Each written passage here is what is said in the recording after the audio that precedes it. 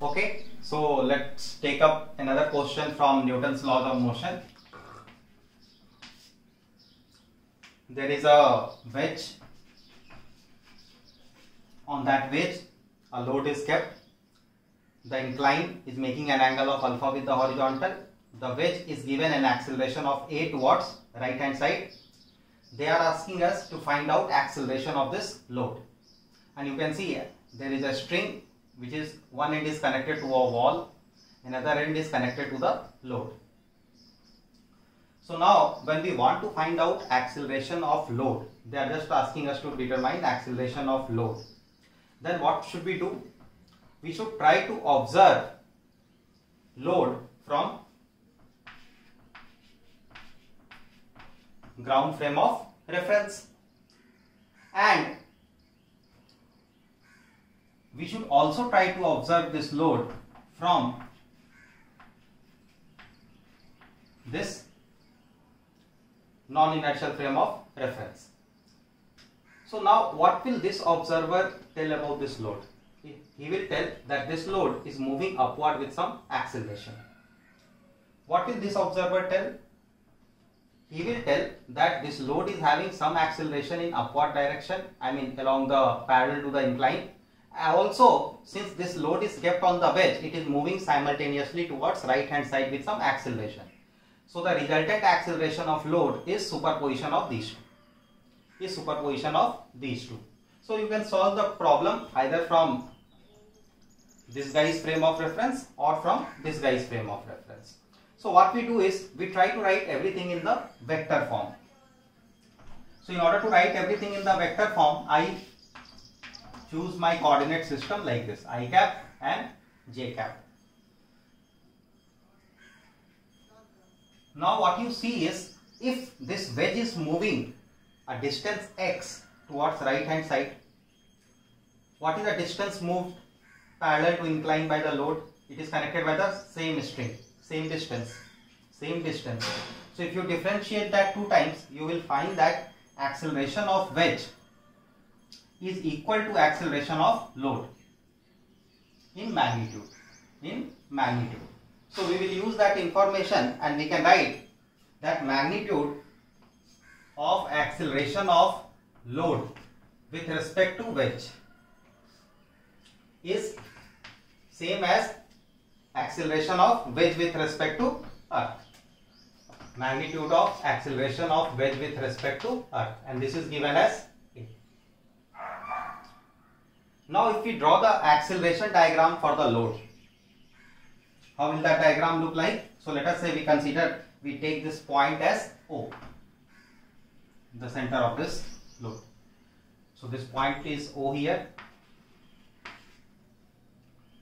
Now this is our coordinate system.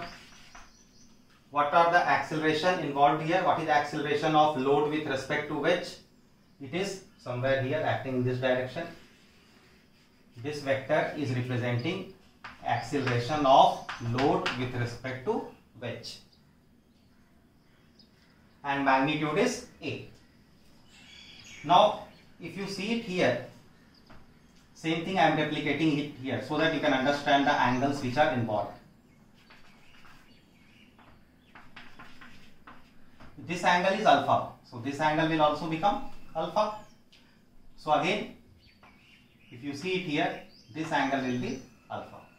So now same thing we can replicate here, this angle will become alpha. So what will be this component? It will become A cos alpha, and this component will become A sin alpha. Now let us write what is acceleration of load with respect to wedge in vector form. It will be A cos alpha along minus I cap plus A sin alpha along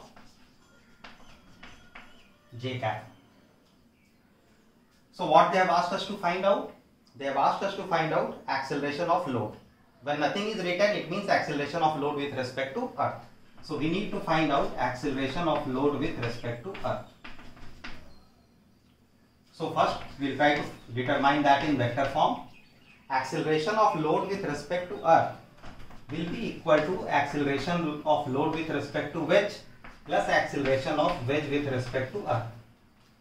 So we have just made use of the concept of relative acceleration, or you can say triangle law of addition of vectors. So now we will substitute the values. A cos alpha minus I cap plus A sin alpha j cap. Again, what is the acceleration of wedge with respect to earth? So you can see it, wedge is moving towards right hand side with acceleration A. So acceleration of wedge with respect to earth, we could have written something like this. This vector is actually acceleration of wedge with respect to earth. And what is its magnitude? A. So we can just put the value plus A along I cap. So all I cap term we can put it together, j cap term together. So we can write A minus A cos alpha, this is along I cap, plus A sin alpha, this is along j cap. So once we have determined this vector, what is the next task? To determine its magnitude. What will be the magnitude? It will be A minus A cos alpha whole square plus A square sin square alpha. So this can be written as under root of A square minus 2A square cos alpha plus A square cos square alpha plus A square sin square alpha. So A square will be common, cos square alpha plus sin square alpha is equal to 1. So we can write it as A square. So it will be under root of 2A square 1 minus cos of alpha. 2A square 1 minus cos of alpha. What is 1 minus cos of alpha? It is 2 sin square alpha by 2. 2 sin square alpha by 2. So 2 into 2, 4A.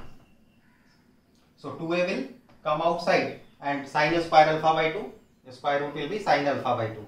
So what will be the answer? 2A sin alpha by 2. So we can write it. The final answer for this problem as 2A sin alpha by 2. So that is how we will solve this problem. So this is the final answer which you have got it for this problem. I hope you guys understood it properly.